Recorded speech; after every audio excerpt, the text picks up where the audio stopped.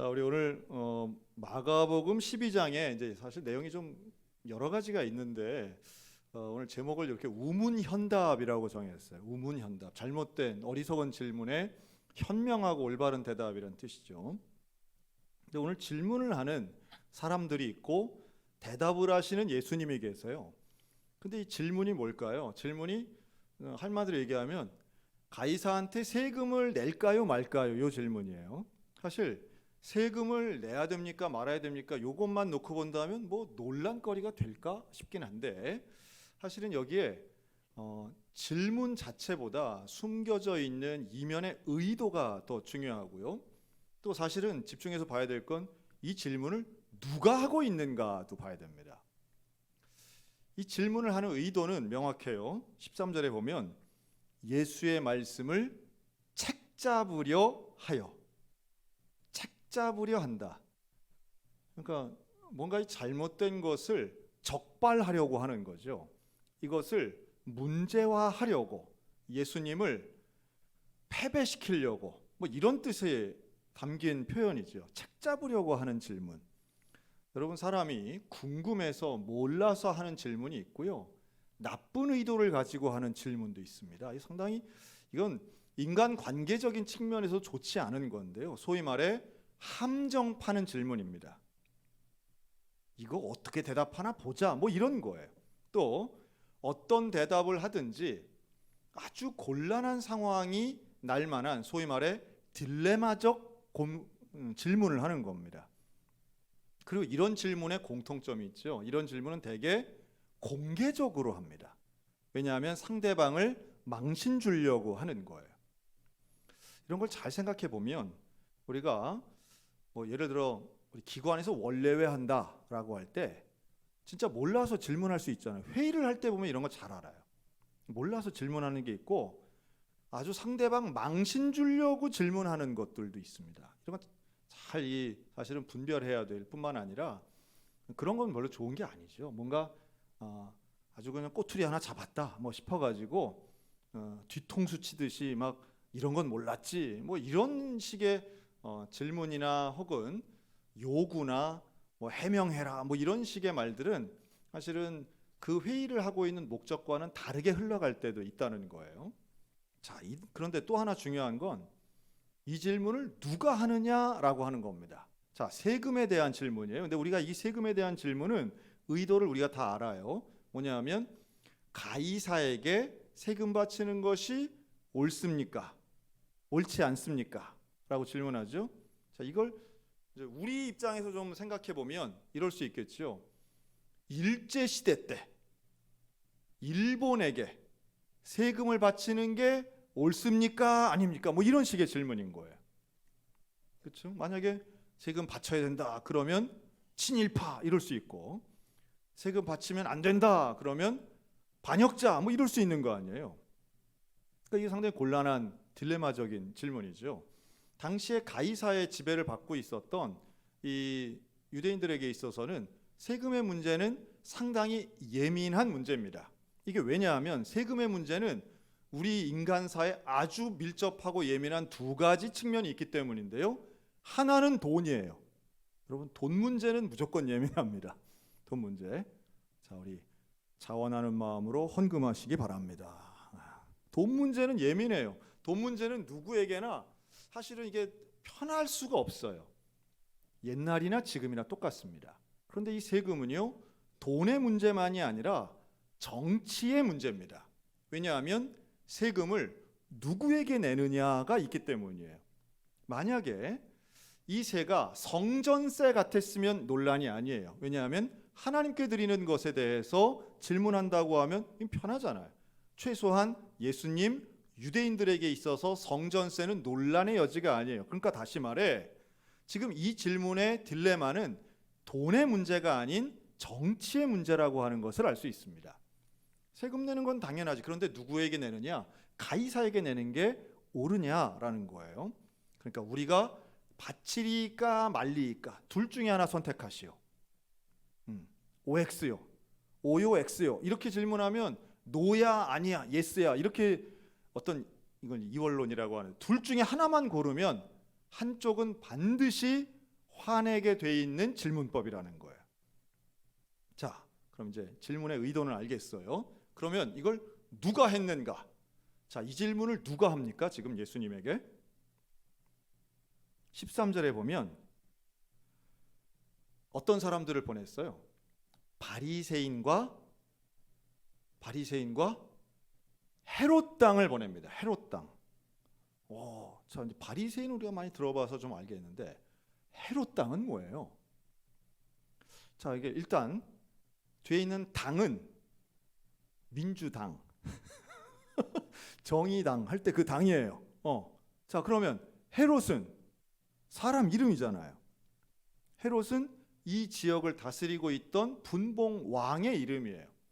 자, 그러면 헤롯 땅 하면 헤롯을 지지해요, 반대해요? 지지하는 사람들이에요. 민주당은 민주주의를 지지해요, 반대해요? 공산당은 공산주의를 지지하잖아요. 그러니까 당자 앞에 붙은 걸 지지하는 거예요. 헤롯 땅은 헤롯 편인 거예요. 신기하지 않습니까? 뭐가 신기하냐 하면 유대인들 입장에선 헤롯이 좋아요? 좋은 사람이에요? 안 좋은 사람이에요? 안 좋잖아요. 안 좋을 것 같은데 아예 헤롯 땅이 있는 거예요. 이 헤롯 땅의 존재 자체가 사실은 상당히 신기하다 하는 생각이 들 정도예요. 그런데 헤롯 땅이 실제로 많았습니다. 친헤롯의 분위기들도 있었고 헤롯을 지지하는 사람들이 있었던 거예요. 이들을 부르는 말입니다. 자, 그러면 바리새인들은요. 자, 바리새파는 헤롯을 혹은 로마를 좋아했을까요? 반대했을까요? 바리새인들은. 이들은 반대하는 사람이에요. 이들은 왜 반대했냐면 로마는 우상을 섬기는 나라이기 때문에 반대합니다. 다만 반대는 하되 저항하진 않아요. 군사적으로. 이들은 철저히 종교적인 입장에서 바리새인들은 있었고 로마가 종교 친화적인 정책, 즉 너희가 종교를 믿는 거에 대해서는 우리는 가타부타 안 할게 라는 선에서 합의해서 가고 있기 때문에 이 무슨 무력 투쟁을 한다든가 이런 건 아니지만 바리새파들은요 종교적이면서 오늘날 우리들의 시각으로 본다면 보수적인 사람들이었어요. 반면 헤롯 땅은 좀 우리 입장에서 보면 이 사람들 진보적인 사람들인 겁니다. 그리고 바리새인들이 종교적이라면 헤롯 땅은 정치적이에요. 그런데 이 둘이 어떻게 돼요? 협력하고 있어요. 협력해요. 바리새인들 입장에서는 가이사에게 세금 내는 게 부정적이에요. 헤롯 땅 입장에선 가이사에게 세금 내는 걸 당연하게 여기는 거예요. 이 둘은 성향이 달라요. 정치적인 입장은 반대예요. 그런데 이 둘이 협력을 해요. 뭐에 협력하느냐 하면 예수님을 책잡는 데 협력해요. 이게 이제 진보 보수 대통합이 여기서 일어나는 거예요. 예수님 하나 잡으려고 그냥 그 안에 정치적 성향이 다른데도 막 합해지는 거예요. 지금으로 우리 치면 국민의힘과 민주당이 힘을 합해가지고 교회를 대적하는 거예요. 이거 참 신기하죠. 또 졸다가 그것만 들어가지고 국민의힘이 교회를 대적하나 이렇게 하시면 안 돼. 예를 들면 그런 구조라는 거예요. 예를 들면 우리가 참 이런 모습을 보면요. 그리고 질문하는 건 세금이에요. 세금은 참 정치적인 문제라고 말씀을 드렸어요. 누구에게 내느냐가 관심인 거예요. 그리고 이러한 질문을 종교적인 바리새파도 이 질문에 더해져서 예수님을 책잡으려고 시도하고 있다는 게 상당히 주요한 포인트입니다. 자, 예수님을 죽이려고 하는, 모함하려고 하는 세력은 정치에 상관없이 연합하고 있어요. 이들은 왜 연합했을까요? 이들이 연합한 동기가 뭘까요? 이들의 동기는 결국 주도권의 문제입니다. 예수님은 당시의 사람들에게 인기가 있었어요. 그리고 백성들에게 주목받고 새로운 가능성 있는 사람으로 떠오르고 있었던 거죠. 이게 바리새 입장에서는 자신들이 가지고 있는 종교적 기득권에 어떤 피해를 입는다라고 생각했고요. 헤롯 땅 입장에서는 예수의 운동이 예수님의 모습이나 예수님의 말이 반로마적이라고 생각을 했던 거예요. 그러니 이 둘의 이해가 맞은 거죠. 우리들의 공공의 적이다, 이렇게 생각한 거예요, 예수님을. 참 우리가 신앙생활은요, 어떤 면에서 참된 신앙생활, 참된 하나님의 사람은 절대로 정치적일 수 없다라는 결론을 내리게 됩니다. 정치적일 수 없어요. 여기서 말하는 정치는 세속 정치를 이야기합니다. 세속 정치는 뭐예요? 우리로 치면 말 그대로 대통령 혹은 뭐 야당 대표, 국회의원. 그러니까 제가 서양교회 담임 목사로서 누구를 제일 많이 만나야 될까요? 1번 서양교회 교인, 2번 국회의원, 국무총리, 대통령. 누구를 제일 많이 만나야 될까? 3번 뭐 근처 절에 주지스님, 뭐 타종교인, 무속인, 뭐. 그러니까 이게 사실은요, 종교인이 언제부터 타락하느냐 하면 세상의 권세 잡은 자들과 친하게 지낼 뿐만 아니라 종속적 관계를 가지고 함께 뭘 도모하기 시작하면서부터 타락합니다.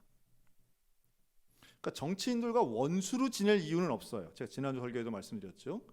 이 적이 되어서는 안 돼요. 그러나 종이 되어도 안 됩니다. 이제 뭐 몇 달만 있으면 이제 총선하죠. 그럼 후보군들 많이 오실 거예요. 이 정당 분들이 많이 오실 겁니다. 오시면 우리 어떻게 해요? 환영하시기 바랍니다. 여러분, 우리 교회 오시는 분은 환대해야죠. 환영해야죠. 뭐 A당은 환영, B당은 저리가, 이러면 안 됩니다. 우리는 빨간색도 파란색도 노란색도 우리는 다 포용할 수 있어야 됩니다.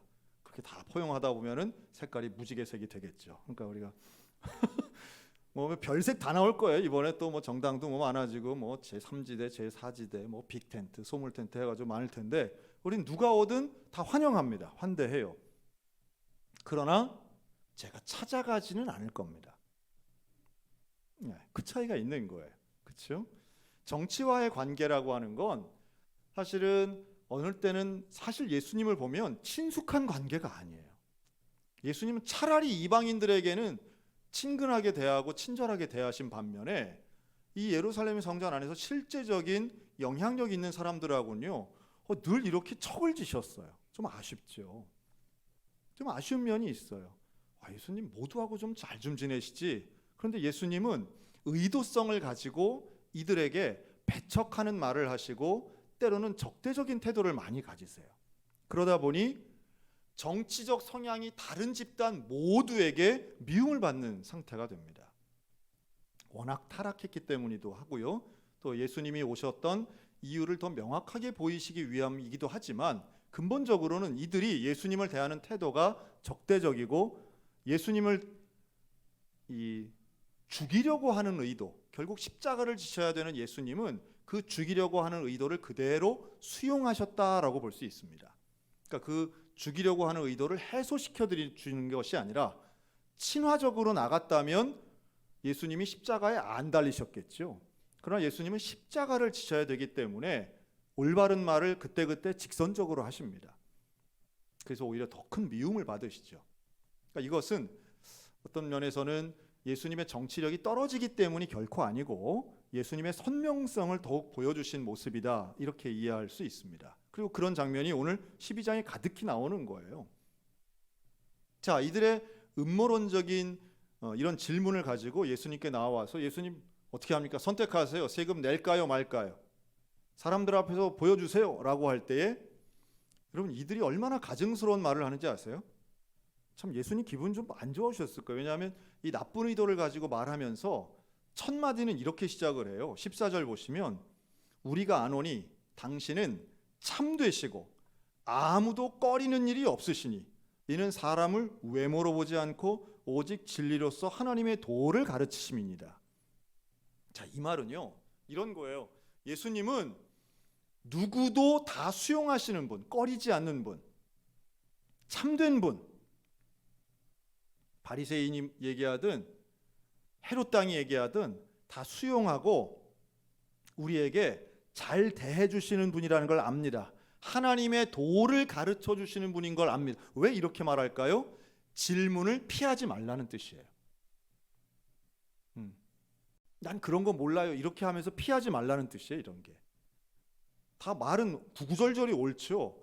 하나님 사람을 외모로 보지 않고 중심을 보시고 하나님의 도를 가르치시고 꺼리낌이 없고 다 맞는 말인데 이 말을 하고 있는 이 사람들의 나쁜 의도와 예수님이 그것을 외식하는 일이라고 말씀하시거든요. 예수님 다 아세요. 이들이 지금 뭘 원하고 있고 무슨 의도를 가지고 이런 질문을 하는가를 다 알죠. 얼마나 기분 나쁘셨을까 생각해 봅니다. 그런데 예수님은 대답을 하십니다. 회피하지 않으시고 대답을 하세요. 그런데 그 대답을 그냥 하시는 게 아니라 교보제를 들고 대답을 하십니다. 그 교보제는 데나리온 동전이에요. 당시에 쓰던 화폐죠. 그 화폐에는 가이사의 초상이 그려져 있고 이름이 동그란 형태로 쓰여져 있습니다. 마치 우리가 한국은에 이렇게 써 있는 것처럼. 그리고 뭐라고 그래요?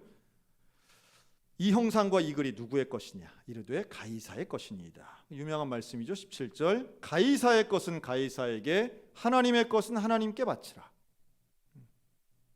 자, 세금 내라는 거예요, 말라는 거예요? 예수님 말씀은 저들이 말한 할까요 말까요 둘 중에 하나 선택의 대답이 아니시고 지극히 원론적이면서도 해석의 여지가 있는 답변을 내놓으십니다.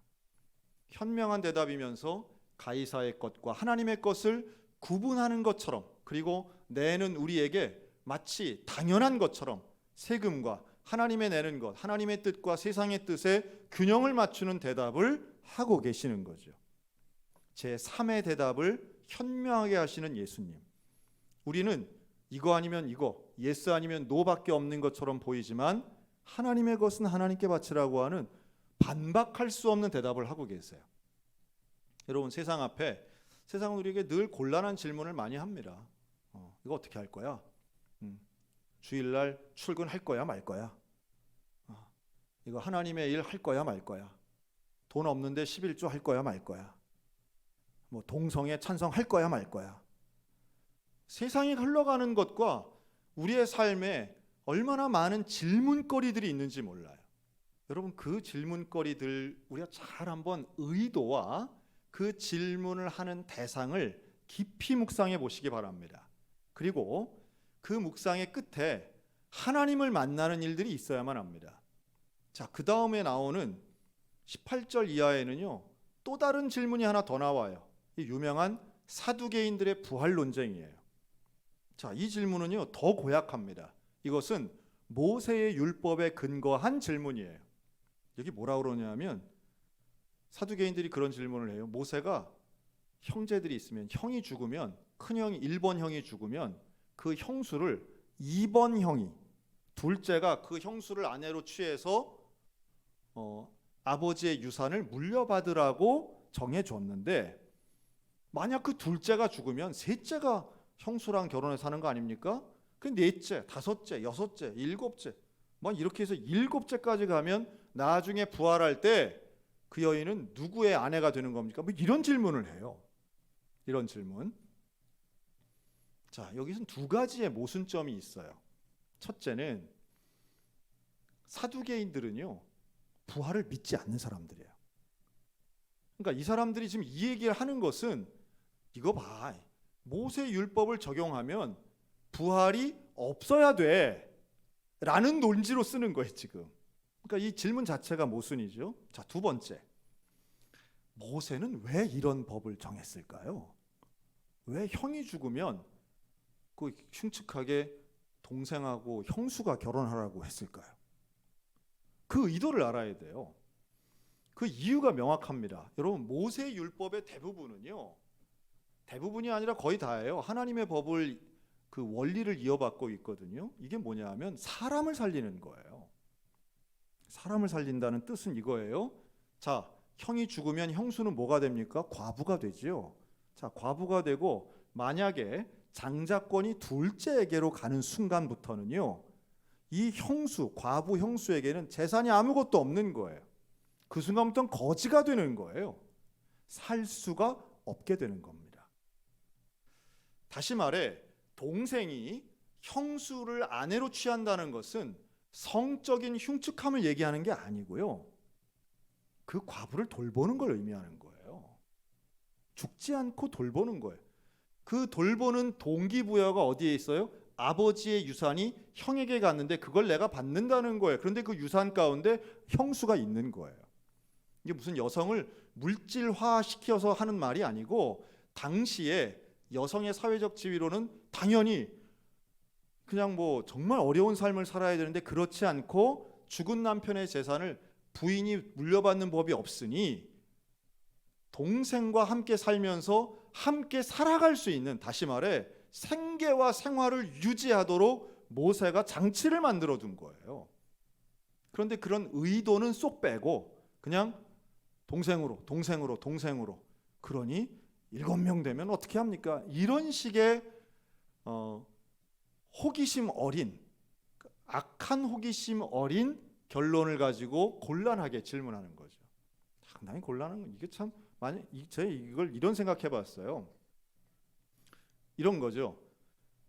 그 앰뷸런스는 빨간불에도 갈 수 있잖아요. 빨간불에도. 그러면 당연히 그래야 되지 않겠습니까? 그런데 그걸 가려고 전부 다, 온 국민이 전부 다 앰뷸런스만 타고 다니면 어떻게 합니까? 라고 질문한다고 생각해 보세요. 응? 그러면 그렇네. 그런 생각을 못 해봤네. 앰뷸런스를 금지시켜야 되는, 이게 정상입니까? 아니면 질문이 이상한 거 아니죠? 이상한 거잖아요.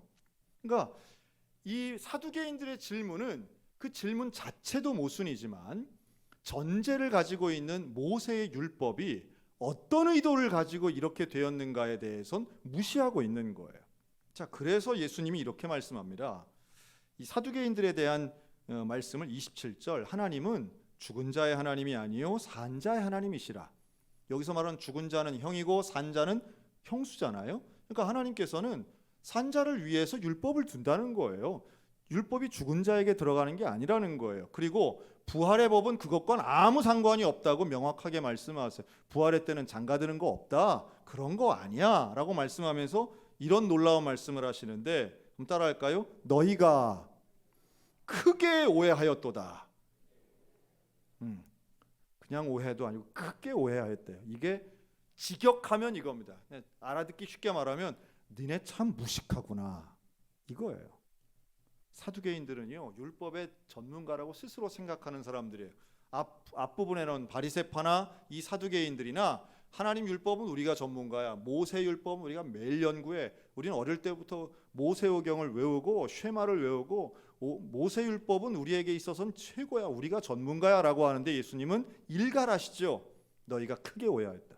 에라이 무식한 놈들아, 율법의 율자도 모르는 놈들아, 이 말씀이에요. 그러니까 전문가 그룹이 정말 위험한 겁니다. 뭘 안다고 생각하고 신앙생활 오래 하고 교회가 이런 거라고 안다고 생각할 때가 더 위험한 것 같아요. 저부터 그렇고 수요일까지 나와서 열심히 있게 예배드리고 있는 우리들이 그런 모습인 거죠. 그래서 이 12장에 보면 예수님이 아주 신랄하게 비판하세요. 서기관들을 뭐라고 하느냐 하면 38절 긴 옷 입고 다니고 시장에서 문안받고, 39절 회당의 높은 자리 차지하고 잔치의 윗자리를 원하는 서기관들을 삼가하라. 그들은 40절 과부의 가산 삼키며 외식으로 길게 기도하는 자니 그 받는 판결이 더욱 중하리라. 이 길게 기도하는 걸 외식으로 길게 기도한다 합니다. 여러분, 예수님의 이런 말씀은요, 정말 우리의 가슴을 뜨끔하게 하는 거예요. 기도 오래 하는 게 하나님 앞에 외식할 수 있다는 거예요. 율법을 지키는 것, 사람들에게 존경받는 것, 인정받는 것, 전문가라고 칭찬 듣는 이 부분이 전부 다 하나님 앞에 중한 심판 받을 만한 조건이 될 수 있다는 거예요. 그러니까 예수님이 칭찬하는 사람 딱 한 명 나와요. 이 누가복음 12장, 마가복음 12장에 보면 칭찬받는 사람이 하나 나와요. 그 바로 또 하나 서기관인데요. 32절입니다. 32절 우리 다 같이 함께 읽습니다. 시작. 서기관이 이르되 선생님이여 옳소이다. 하나님은 한 분이시요 그 외에 다른 이가 없다 하신 말씀이 참이니이다. 33절 또 마음을 다하고 지혜를 다하고 힘을 다하여 하나님을 사랑하는 것과 또 이웃을 자기 자신과 같이 사랑하는 것이 전체로 드리는 모든 번제물과 기타 제물보다 나으니다. 34절 시작. 예수께서 그가 지혜 있게 대답함을 보시고 이르시되 내가 하나님의 나라에서 멀지 않도다 하시니 그 후에 감히 묻는 자가 없더라. 아멘. 그러니까 바리새인이나 헤롯 당, 또 사두개인들의 질문은 나쁜 의도를 가지고 딜레마 상황을 가지고 예수님을 책잡으려고 하는 질문이었지만, 이어 본문에 나오는 이 서기관은 예수님의 말씀을 잘 들은 후에 예수님 말씀이 맞습니다. 하나님 사랑, 이웃 사랑, 그게 최고입니다. 다른 율법적인 이상하게 꼬인 딜레마 같은 질문 다 필요 없습니다. 하나님 사랑, 이웃 사랑이 중심입니다 라고 할 때 예수님이 그의 중심 보시고 네가 하나님 나라에 가깝다. 네가 하나님 나라에 가깝다. 오늘 우리 이런 사람 돼야 되지 않겠습니까? 자꾸 뭘 따지고 캐고 이거는 그렇다면 이거는 어떻게 됩니까? 저거는 뭡니까? 라고 하는 이런 식의 태도가 아니라 하나님을 사랑하고 이웃을 사랑하는 바로 이런 서기관 같은 믿음의 성도들이 돼야 할 것입니다. 잘못된 질문을 만들어서 인생 다른 사람과의 관계 험악하게 만들거나 교회를 어지럽히는 것이 아니라 예수님과 같이 현명한 대답, 하나님 사랑, 이웃 사랑의 명확한 하나님의 원리를 오늘도 내일도 실천하여 하나님 나라에 조금 더 가까이 가는 우리 모두가 다 되시기를 주님의 이름으로 축원합니다. 아멘. 기도하겠습니다.